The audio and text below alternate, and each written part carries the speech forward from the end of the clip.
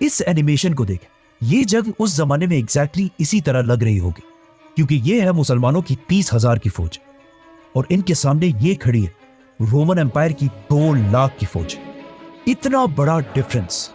آج کل کے کچھ ماڈرن ہسٹورینز رومن امپائر کی اس فوج کو 2 لاکھ سے کم 1 لاکھ کے اراؤنڈ کہتی ہے, لیکن اسلامک سورسز میں اسے 1.5 لاکھ سے 2,40,000 کے درمیان بتایا گیا ہے. So let's just take 2 lakh. Abu Ubaidah نے اپنی فوج کو آرگنائز کیا اور اپنی فوج کے پیچھے اپنے 4 مین جنرلز کھڑے کیے, عامر بن عاص, شرحبیل, خالد اور یزید بن ابی سفیان. جنگ سے صرف 1 رات پہلے ابو عبیدہ نے اپنے سارے جنرلز کی ایک میٹنگ بلائی اور ان سب نے مل کر جنگ کی پلاننگ کرنا شروع کی.